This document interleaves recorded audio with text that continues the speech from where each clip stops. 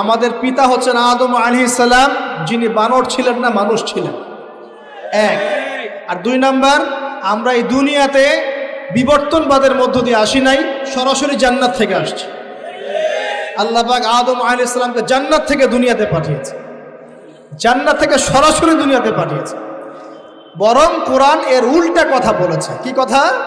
কোরআন সূরা বাকারায় বলছে একটা জাতি ছিল, তার নাম বনু ইসরাইল। কি নাম?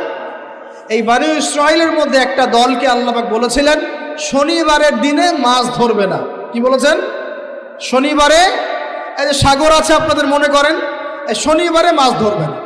তো বনু ইসরাইল বেশি চালাক, অতি চালাক, যারা ওই যে প্যালেস্টাইন দখল করে বসে আছে, ওরা দাবি করে আর কি, আসলে এরা সত্যিকারের বনু ইসরাইল নয়, এরা ইউরোপিয়ান জিউস, এরা কিন্তু সত্যিকারের বনু ইসরাইল নয়। এখন এরা অতি চালাক, মাছ ধরে নাই, কিন্তু মাছ ধরার বাদ দিয়ে রাখছে। মাছ আসে, বাদ দিয়ে রাখি, পরে ধরব। এই পাপের কারণে, এই সীমা লঙ্ঘন করার কারণে সূরা বাকারা এবং সূরা আরাফে আল্লাহ পাক বলেছেন ওই মানুষগুলোকে আল্লাহ পাক বানর বানিয়ে দিয়েছে। তাহলে মানুষ থেকে বানর হয়েছে, এই দলিল কোরআনে আছে, পড়ে দেখেন। মানুষ থেকে যে বানর হয়েছে এই দলিল কোরআনে আছে, সূরা বাকারায় আছে, সূরা আরাফের মধ্যেও আছে। শনিবারের সীমা লঙ্ঘন করার কারণে এই অপরাধ, এই পরিণতি আল্লাহ পাক কিছু মানুষকে দিয়েছে। তারা এখনো জীবিত আছে কিনা আমরা জানি না, ওদেরকে আল্লাহ পাক মেরে ফেলেছেন না বেঁচে আছে আমরা এগুলো জানি না, কারণ কোরআন এগুলো নিয়ে কথা বলে নাই। এতটুকু কোরআন বলেছে। তবে এখনো কিন্তু বহু বাইরের মানুষ আকৃতির প্রাণীকে আল্লাহ পাক ভেতর থেকে বানর বানিয়ে দিচ্ছেন না। এটা নিয়ে একটা কথা বলতে চাই, সেটা হলো কিয়ামতের আগে আগে আরো কিছু মানুষকে আল্লাহ পাক কিন্তু শূকর এবং বানরে পরিণত করবে। এই হাদিসটা কি জানেন? হাদিসটা শুনে রাখেন, এটা আখিরুজ জামান বা কিয়ামতের আলামত সংক্রান্ত হাদিসগুলোর মধ্যে পাবেন। আল্লাহর রাসূল সাল্লাল্লাহু আলাইহি ওয়াসাল্লাম বলেছেন কিয়ামতের আগে আগে আমার উম্মতের মধ্যে, ভালো করে শোনেন, কিয়ামতের আগে আগে আমার উম্মতের মধ্যে একদল মানুষ বের হবে যারা মদ পানকে হালাল মনে করবে। কাকে? মদ পান করাকে হালাল মনে করবে। যারা বাদ্যযন্ত্র, গায়িকা, নায়িকা এগুলো নিয়ে নর্তকী নাচাবে রাতের বেলা, এগুলোকে হালাল মনে করবে। যারা অশ্লীলতা, বেহায়াপনাকে জায়েজ করে নিবে।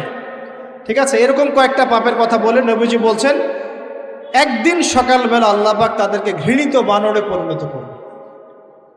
এটা হবে সামনে, কখন কিভাবে হবে আল্লাহ ভালো জানে। এবার আমি কনসেপ্টে চলে আসি।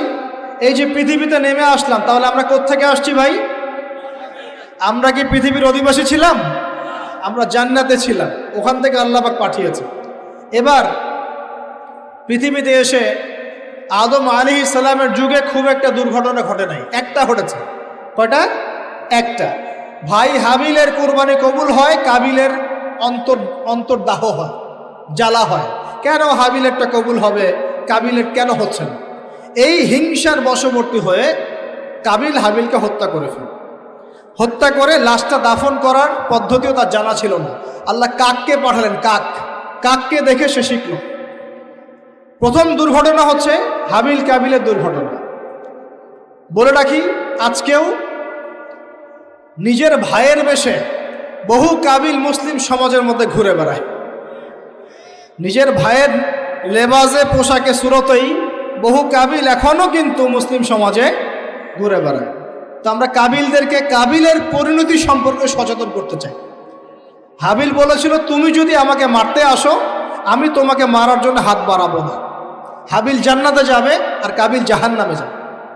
কেন কাবিল জাহান্নামে যাবে? নবীজি বলেছেন পৃথিবীর প্রথম হত্যাকাণ্ড সংগঠিত করেছে কাবিল। এ কারণে পৃথিবীতে যত খুন হবে সমস্ত খুনের পাপের একটা অংশ কাবিলের আমল নামায় যোগ করা হয়। বলে নাউজুবিল্লাহ। একটা কথা মনে রাখবেন, সদকায়ে জারিয়া যেমন আছে, গুনাহে জারিয়াও আছে। একটা মদের দোকান দিয়েছেন, যত মানুষ মদ খাচ্ছে সমস্ত গুনার একটা অংশ আপনার কাঁধে আসছে। সিনেমা হল করেছেন, মানুষ সারাদিন নেকড়া ছবি দেখে, নগ্ন ছবি দেখে, যত মানুষ এখানে পাপ করবে সমস্ত পাপের একটা অংশ আপনার কাঁধে যায়। আবার একটা মাদ্রাসা করেছেন, যত মানুষ এখানে দ্বীনি ইলম শিখবে এই নেকির একটা অংশ আপনি পাবেন ইনশাআল্লাহ। মরে গেলেও কবরে পাবেন ইনশাআল্লাহ। আল্লাহ পাক আমাদের সবাইকে সদকায়ে জারিয়া করার তৌফিক দেন, গুনাহে জারিয়া থেকে বাঁচিয়ে রাখুন। খুব খেয়াল রাখবেন, আল্লাহ পাক আমাদের হেফাজত করুন বলি আমি। এবার ওই যুগ শেষ, নূহ আলাইহিস সালামের যুগ। এই যুগে আল্লাহর একই সুন্নত। নূহ আলাইহিস সালাম 950 বছর দাওয়াত দিলেন, 40টা বা 80টা পরিবার ইসলাম কবুল করেছে, বাকিরা করেন। যারা করে নাই আল্লাহ পাক তাদেরকে ডুবিয়ে মারলেন, যারা করেছে আল্লাহ পাক উদ্ধার করলেন। সোজা কথা। আজকে সারা পৃথিবীতে যত মানুষ আমরা বেঁচে আছি না, আমরা কোনো না কোনোভাবে ওই 80 পরিবারের সদস্য।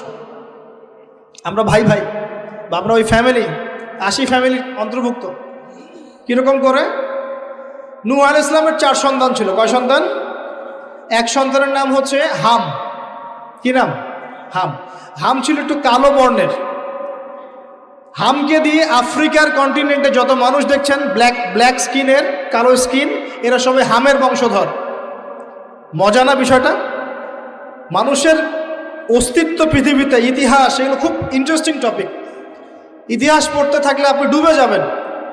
কত কি যে বিশ্বে হয়েছে আর কত কিছু হবে সামনে, সুবহানাল্লাহ। তখন আপনার অস্তিত্ব জানান দিবে যে আমি কত ক্ষুদ্র, মহাবিশ্ব কত বড়, আল্লাহ কত বড়, কত সময় চলে গেছে আর আমি এই সময় কি করছি।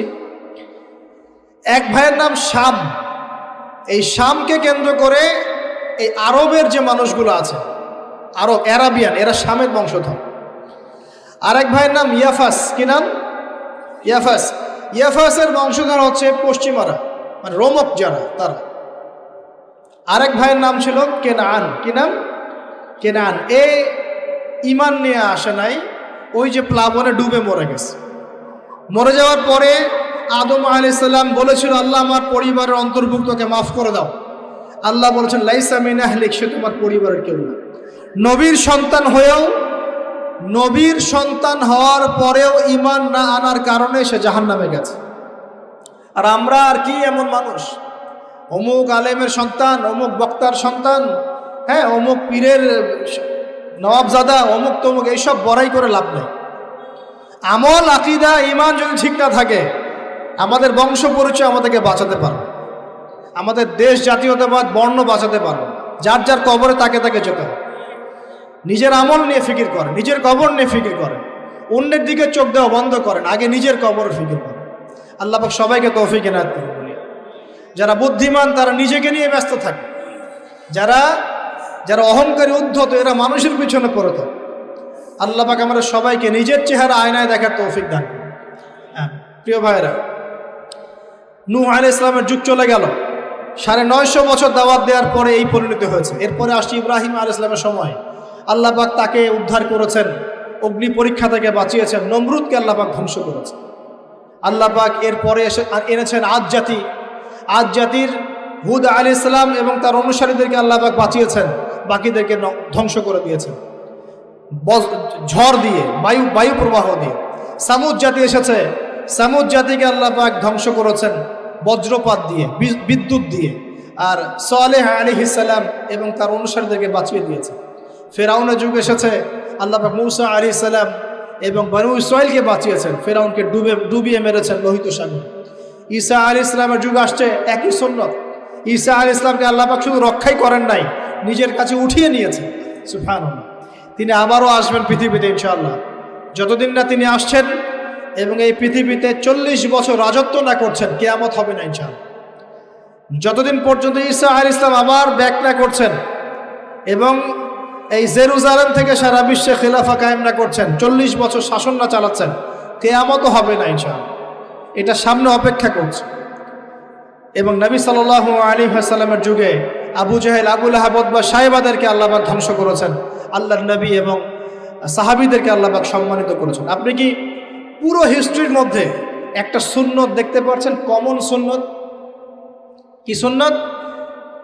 প্রত্যেক যুগে যুগে যারাই আল্লাহর ওই যে বিধান মেনে চলেছে, সমকালীন নবী রাসূলদের আনুগত্য করেছে, আল্লাহ পাকের আনুগত্য করেছে, আল্লাহ পাক তাদেরকে উদ্ধার করেছেন দুনিয়াতেও পরকালে। প্রত্যেক যুগে যুগে যারাই আল্লাহকে মানে নাই, রাসূলকে মানে নাই, আল্লাহর আসমানি কিতাবকে মানে নাই, বিরুদ্ধাচরণ করেছে, কুফরি করেছে, শিরক করেছে, আল্লাহ পাক সবাইকে ধ্বংস করে দিয়েছেন, কারো কোনো পরোয়া করে না। এই সিলসিলা আজও অব্যাহত আছে, আগামীতেও থাকবে ইনশাআল্লাহ। এখন আমরা যারা এখন বেঁচে আছি, আমরা নবী সাল্লাল্লাহু আলাইহি ওয়াসাল্লামের ইন্তেকালের প্রায় 1450 বছর পরের মানুষ। আল্লাহর নবী এসেছেন এমন সমাজে যে সমাজে শিরকের পাপ চলছে, সুদের পাপ চলছে, দুর্নীতি চলছে, আপনার কন্যা সন্তানকে জীবিত হত্যা করা হচ্ছে, আপনার মাদক দ্রব্যের সয়লাভ চলছে, মেয়েদের অধিকার দেওয়া হচ্ছে না, হ্যাঁ, গোত্রীয় হানাহানি চলছে। ওই সমাজটাকে তিনি 23 বছরের মধ্যে পাল্টে ফেললেন। কত বছর? 23 বছর। কিভাবে পাল্টালেন? উত্তর, তিনি প্রথমে জ্ঞানের চর্চা করেছেন। কিসের চর্চা? জ্ঞানের। আল্লাহ পাক প্রথম ওহী নাযিল করেছেন, ইকরা বিসমি রাব্বিকাল্লাযী খালাক, পড়ুন আপনার রবের নামে যিনি আপনাকে সৃষ্টি করেছেন। নবী সাল্লাল্লাহু আলাইহি ওয়াসাল্লাম সাহাবীগণ কোরআনের 6টা হক আদায় করেছেন। কয়টা হক? 6টা। তারা কোরআন পড়া শিখেছেন। আমরা সবাই কোরআন পড়া শিখবো তো ইনশাআল্লাহ। তারা কোরআনের অর্থ শিখেছেন। আমরা কোরআনের অর্থ শিখবো তো ইনশাআল্লাহ। তারা কোরআনের আদেশগুলো মেনেছেন। আমরা কোরআনের সব আদেশ মানব তো ইনশাআল্লাহ। তারা কোরআনের সমস্ত নিষেধগুলো বর্জন করেছেন। আমরা নিষেধ বর্জন করবো তো ইনশাআল্লাহ। তারা কোরআনের দাওয়াত মানুষের কাছে পৌঁছে দিয়েছেন। আমরা কোরআনের দাওয়াত দিব তো ইনশাআল্লাহ। এবং 6 নাম্বার, তারা কোরআনের বিধানগুলোকে বাস্তবায়ন করেছেন। আমরাও বাস্তবায়নের চেষ্টা করবো তো ইনশাআল্লাহ। এই 6টা হক আদায়ের ফলে 23 বছরের ব্যবধানে জাহেলি মক্কা একদম সোনালী মক্কায় পরিণত হয়েছে। 23 বছর পরের মক্কায় আপনি কোনো সুদ পাবেন, কোনো শিরক পাবেন, কোনো মূর্তি পূজা পাবেন, কোনো মেয়ের অপমাননা পাবেন, কোনো জেনা, কোনো ব্যভিচার, কোনো ধর্ষণ, কিচ্ছু পাবেন? 23 বছর পরের মক্কায় কোনো পাপ পাবেন না। কিভাবে সমাজ পরিবর্তন হলো? এই কোরআনের হক আদায়ের মধ্য দিয়ে হয়েছে, নবীর সুন্নাত প্রতিষ্ঠার মধ্য দিয়ে হয়েছে। এরপর কি থেমে গিয়েছিল? উত্তর, না। এরপর আবু বকর সিদ্দিকের যুগ এসেছে। প্রায় 2 থেকে 2.5 বছর তিনি শাসন কার্য চালিয়েছেন। ওই যুগে কি মানুষ আবার খারাপ হয়ে গিয়েছিল? উত্তর, না। বরং ইসলাম আরও বেগবান হয়েছে, আলহামদুলিল্লাহ। এরপর এসেছে ওমর রাদিয়াল্লাহু আনহুর যুগ। কত বছর? প্রায় 10 বছর। কত বছর? 10 বছর। এই 10 বছরে কি মুসলিমরা আবার খারাপ হয়ে গিয়েছিল? ওমর রাদিয়াল্লাহু আনহুর কোর্টের মধ্যে কি প্রতিদিন কেস আসতো? সারা বছরে একটা কেসও আসতো না। মানুষ এত ভালো ছিল, সারা বছরে একটা কেসও আসতো না। বরং যারা রাষ্ট্রীয় পর্যায়ে দায়িত্বশীল ছিল তারা এসে বলতো যে আমাদের ভাতাগুলো বন্ধ করে দেন, বসে বসে বেতন নিব কেন, কোনো তো কেসই আসে না, বসে থাকবো কেন। এরকম সমাজ ছিল। একজন ব্যক্তি খুঁজে পাওয়া যেত না যে নামাজ পড়ে না, একজন মুসলিম পাওয়া যেত না যে যাকাত দেয় না সামর্থ্য থাকলে, এমন মুসলিম খুঁজে পাওয়া যেত না যে কোরআন পড়তে জানে না, হাদিসের চর্চা করে না, যে দাওয়াতি কাজ করে না, যে আল্লাহর পথে দাওয়াত এবং জিহাদে আত্মনিয়োগ করে না, এমন মুসলিমই খুঁজে পাওয়া যেত। এরপরে আসলো উসমান রাদিয়াল্লাহু আনহুর যুগ। ওই যুগে ফিতনা শেষের দিকে সৃষ্টি হওয়া শুরু হলো। কোন বিষয়কে কেন্দ্র করে? কোরআন সংকলনকে কেন্দ্র করে ফিতনা সৃষ্টি হলো। আতাতায়ীদের, বিদ্রোহীদের হাতে উসমান রাদিয়াল্লাহু আনহুকে নির্মমভাবে শাহাদাত বরণ করতে হয়েছে। তিনি প্রায় 12 বছর শাসন কার্য চালিয়েছেন। ইসলাম আরও এগিয়ে গেছে। এরপর এসেছে আলী রাদিয়াল্লাহু আনহুর যুগ। আলী রাদিয়াল্লাহু আনহুর খেলাফতে ওই উসমান রাদিয়াল্লাহু আনহুর ঘটনাকে কেন্দ্র করে, হত্যাকাণ্ডকে কেন্দ্র করে মুয়াবিয়া রাদিয়াল্লাহু আনহু এবং আলী রাদিয়াল্লাহু আনহুর মাঝখানে একটা ব্যাটল, একটা যুদ্ধ হয়ে গেছে। এর নাম হলো সিফফিনের যুদ্ধ। কিসের যুদ্ধ? সিফফিন। যাই হোক, এক পর্যায়ে আলী রাদিয়াল্লাহু আনহুকে এরকম বিদ্রোহীদের হাতে, খারেজিদের হাতে শহীদ হতে হয়। বলেন ইন্না লিল্লাহ ওয়া ইন্না ইলাইহি রাজিউন। তারপরে হাসান রাদিয়াল্লাহু আনহু অল্প কয়েকদিন শাসন কার্য চালান। তারপর উম্মার ঐক্যের খাতিরে তিনি তার শাসন কার্যের ভারটাকে মুয়াবিয়া রাদিয়াল্লাহু আনহুর হাতে সোপর্দ করে দেন, যা ছেড়ে দিলেন। মুয়াবিয়া রাদিয়াল্লাহু আনহুর সময় থেকে উমাইয়াদের শাসন শুরু হয়। উমাইয়ারা শাসন করেছে প্রায় 132 হিজরি পর্যন্ত। কত হিজরি?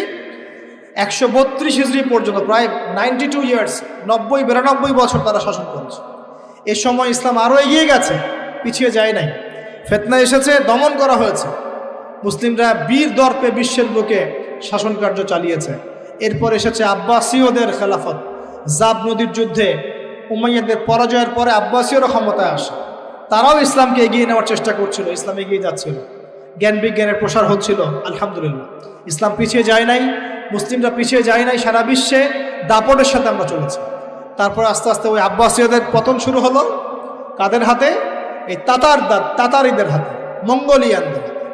মাত্র 40 দিনের ব্যবধানে পুরো বাগদাদের মধ্যে প্রায় 20 থেকে 25 লক্ষ মানুষকে হত্যা করা হয়েছে। বাইতুল হিকমা ধ্বংস করে দেওয়া হয়েছে, লাইব্রেরি ধ্বংস করে দেওয়া হয়েছে, বইপত্রকে নদীতে ফেলে দেওয়া হয়েছে। তারা ছিল উগ্র জাতি।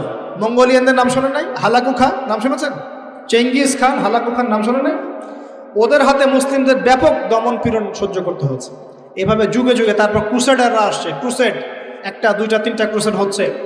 আস্তে আস্তে উসমানীয়দের রাইজিং হয়েছে, ফাতেমি খেলাফত এসেছে, মামলুকদের শাসন এসেছে, এদিকে মোগলরা শাসন করেছে, কর্ডোভার দিকে আব্দুর রহমান তারা শাসন করেছে। মানে এক কথায় সারা বিশ্বে মুসলিম শাসন ছিল। অটোমান এম্পায়ার 1923 এই সময়ের দিকে, 1914 থেকে 1923 এই সময় পর্যন্ত অটোমান এম্পায়াররা এই বিশ্বে ছিল। তারপর প্রথম বিশ্বযুদ্ধে যখন তারা রাশিয়ার পক্ষ নেয়, এরপরে ব্রিটেন যখন জয়লাভ করে, এই সময় থেকে মুসলিমদের ডমিনেটেড হওয়ার সময়টা শুরু হয়েছে। তারপরে মুসলিমরা আস্তে আস্তে রাষ্ট্র ভাগ করে ফেলেছে, প্রত্যেক রাষ্ট্র টুকরা টুকরা হয়ে গেছে, ইউনিটি নষ্ট হয়ে গেছে, রাষ্ট্রের ভিতরে বিভিন্ন ফাসাদ তৈরি করে দেওয়া হয়েছে, মুসলিমদের ঐক্য ভেঙে গেছে, ইকোনমি দুর্বল হচ্ছে। সব মিলিয়ে আজকে মুসলিমদের আজকে এই অবস্থা হচ্ছে। আমাদের এখন যুবকরা চিনে না আল্লাহকে, নামাজ পড়তে মানুষ খুঁজে পাওয়া যাচ্ছে না, যাকাত দেওয়ার মানুষ পাওয়া যায় না, রমজান মাসে পার্ট টাইম রোজা রাখে, পার্ট টাইম তারাবি পড়ে, পার্ট টাইম জুমায় আসে, পার্ট টাইম ঈদে নামাজ পড়ে। প্রজন্ম আস্তে আস্তে এই জায়গায় চলে আসছে, আল্লাহকে চিনে না, রাসূলকে চিনে না, ইসলামের হিস্ট্রি জানে না, আমাদের শেকড় জানে না। এমনি এমনি হয়নি, লাস্ট 100 বছরে এই জায়গায় আমরা আসছি। লাস্ট 100 বছরের হিস্ট্রি ভালো করে পড়ে দেখবেন, বলার সময় নাই এখানে। লাস্ট 100 বছরের হিস্ট্রি পড়ে দেখবেন, যে জায়গায় আমরা ছিলাম সেখান থেকে একদম তলানিতে নেমে চলে আসছি। এখন প্রশ্ন হচ্ছে, এই অবস্থায় কি চিরস্থায়ী থাকবো, নাকি এখান থেকে আমরা সামনে যাব? সামনে যে এমনি এমনি যাওয়া হবে না এটা নিশ্চিত। সামনে যাওয়ার জন্য কিছু কাজ এবং ক্রাইটেরিয়া মেনটেন করতে হবে। আমরা জানি এরপরে আসবে ইমামুল মাহদির শাসন, তারপরে আসবে নবী ঈসা আলাইহিস সালামের শাসন, তারপরে দাজ্জালকে মেরে ফেলা হবে। আর দাজ্জালকে মেরে ফেলার আগে দাজ্জাল তার অনুসারীদেরকে নিয়ে বিশ্ব শাসন করবে 40 বছর। 40 বছর না, 40 দিন। 40 দিন। প্রথম দিন হবে 1 বছরের সমান, দ্বিতীয় দিন হচ্ছে 1 মাস, তৃতীয় দিন 1 সপ্তাহের সমান। তারপরে দিনগুলো আমাদের দিনের মতোই। এরপরে ঈসা আলাইহিস সালামের আগমনের মধ্য দিয়ে তার ধ্বংস হবে। এরপর ইয়াজুজ আর মাজুজ বের হবে। ইয়াজুজ আর মাজুজ খুব হিংস্র হবে, তাদেরকে হত্যা করার ক্ষমতা মুসলিমদের থাকবে না। মুসলিমরা তুর পাহাড়ে আশ্রয় নেবে, আল্লাহ পাকের গজবে তাদের ঘাড়ের মধ্যে একটা ভাইরাস জন্ম নেবে, এতে তারা মারা যাবে। বড় বড় নখরওয়ালা প্রাণী আল্লাহ পাঠাবেন, পাখি, এরা এসে এদেরকে উঠিয়ে উঠিয়ে কোনো জায়গায় ফেলে দিবে, মহাবিশ্বের কোনো এক জায়গায় এনে ফেলে দেবে। তারপর আল্লাহ পাক বৃষ্টি বর্ষণ করবেন, প্রচুর বৃষ্টি বর্ষিত হবে এবং বিশ্বের এই জমিনটা উর্বর হবে। তখন একটা ডালিম দেখেছেন? ডালিম, একটা ডালিম একটা পরিবার খাবে, একটা ডালিমের খোসার মধ্যে একটা পরিবার আশ্রয় নিতে পারবে। এত বড় বড় ফসল হবে। 40 বছর ঈসা আলাইহিস সালাম এই বিশ্বকে শাসন করবেন ন্যায়ের ভিত্তিতে, আদালতের ভিত্তিতে। ঘাটে মহিষে এক ঘাটে পানি খাবে, বাঘে মহিষে এক ঘাটে পানি খাবে, কেউ কারো উপর জুলুম করবে না। এরপর তার বিয়ে শাদী হবে, সন্তান হবে এবং তার ইন্তেকালও হবে স্বাভাবিকভাবে, এবং তাকে দাফন করা হবে নবী মুহাম্মদ সাল্লাল্লাহু আলাইহি ওয়াসাল্লামের কবরের পাশে, রওজার পাশে। এরপরে মানুষ আবার খারাপ হওয়া শুরু করবে, এতটা খারাপ হবে যে মানুষ রাস্তার মোড়ে মোড়ে জেনা ব্যভিচারে লিপ্ত হবে, কুকুর শেয়ালের মতো। এই অবস্থায় পশ্চিম দিক থেকে সূর্য উঠবে এবং ব্যবসায়ী ব্যবসা করতে বসেছে, কাপড় খুলেছে, এই কাপড় গুটিয়ে নেওয়ার আগে কিয়ামত হয়ে যাবে। একজন ব্যক্তি পানির বোতল খুলেছে, পানি মুখে দেওয়ার আগেই কিয়ামত হয়ে যাবে। একজন ব্যক্তি বাসা থেকে বের হয়েছে, বাসায় ফেরত যাওয়ার আগে কিয়ামত হয়ে যাবে। উটকে পানি পান করানোর আগে কিয়ামত হয়ে যাবে। ওই সময় তওবার দরজা বন্ধ হয়ে যাবে। এই ইসরাফিল আলাইহিস সালাম সিংহায় ফুঁক দিয়ে দিবেন, মহাবিশ্ব ধ্বংস হয়ে যাবে। আল্লাহ পাক দ্বিতীয় ফুৎকারের মধ্য দিয়ে আবার সবাইকে উঠাবেন এবং এই দুনিয়ার জীবনে আমরা যে কাজগুলো করেছি এর হিসাব আমাদেরকে দিতে হবে। সেদিন যদি আমরা আল্লাহর কাছে প্রত্যেকটা কাজের হিসাব দিতে পারি, কোরআন সুন্নাহর উপর থাকতে পারি, আল্লাহর বিধিবিধান মেনে চলতে পারি, এই কারাগারের জীবনে আল্লাহর বিধান মেনে চলতে পারি, ইনশাল্লাহ যেই জান্নাত থেকে আসছি আবার সেখানে ফিরে যাবো। আর যদি ওই দিন আমরা হিসেব দিতে ব্যর্থ হই, আল্লাহ না করুক, তাহলে ওই ইবলিসের সাথে, তার অনুসারীদের সাথে আমাদের সবাইকে জাহান্নামে থাকতে হবে বলে নাউজুবিল্লাহ। এভাবে হিস্ট্রি শুরু হয়েছে, হিস্ট্রি শেষ হবে। এই দুনিয়া চিরস্থায়ী হবে না, আর আমাদের অবস্থা এমন থাকবে না। এখন শেষ কথা হচ্ছে, এই অবস্থা থেকে উত্তরণের জন্য আমাদের কি করণীয় হচ্ছে? উত্তর, আমাদের প্রথম দরকার জ্ঞান চর্চা। কি দরকার ভাই? জ্ঞান চর্চা। প্রচুর জ্ঞান চর্চা প্রয়োজন, জ্ঞান নাই কিছুই করতে পারবে না। দ্বিতীয় কাজ হলো আমাদের সবার দরকার জানা অনুযায়ী আমল করা। জানা অনুযায়ী আমল করা, যে যত বেশি জানি আমল করার চেষ্টা করি, আল্লাহ পাক তৌফিক দান করুন।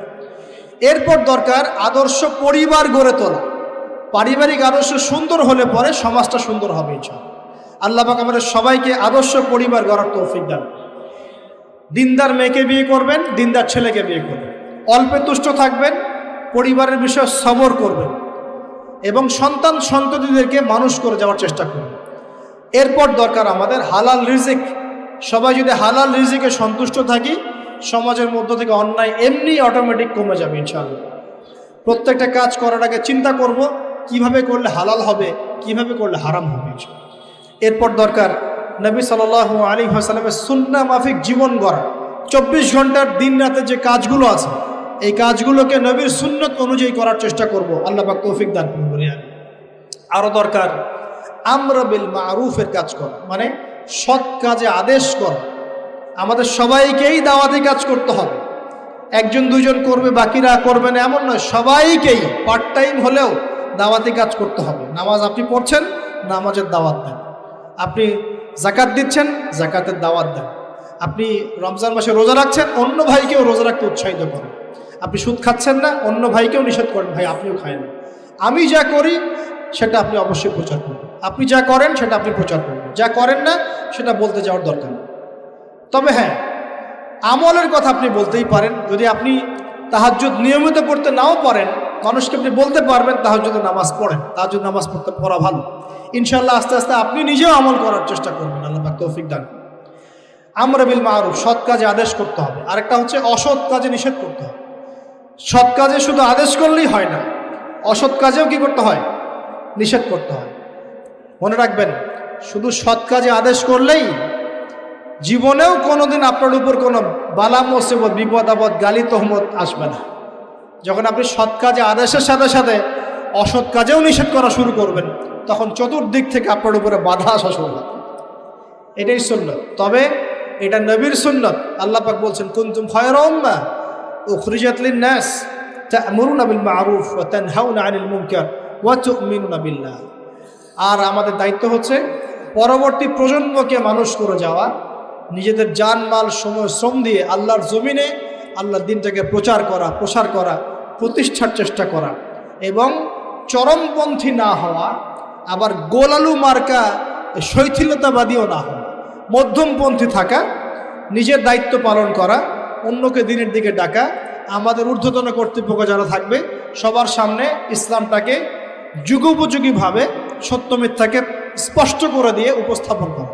তারা যদি কবুল করে আলহামদুলিল্লাহ, যদি নাও করে তাদের দায়িত্ব তাদের, আমাদের দায়িত্ব আমাদের। That's all. আল্লাহ রাব্বুল আলামিন আমাদের সবাইকে কুরআন সুন্নাহ মাফিক জীবন গড়ার তৌফিক দান করুন বলি আমিন।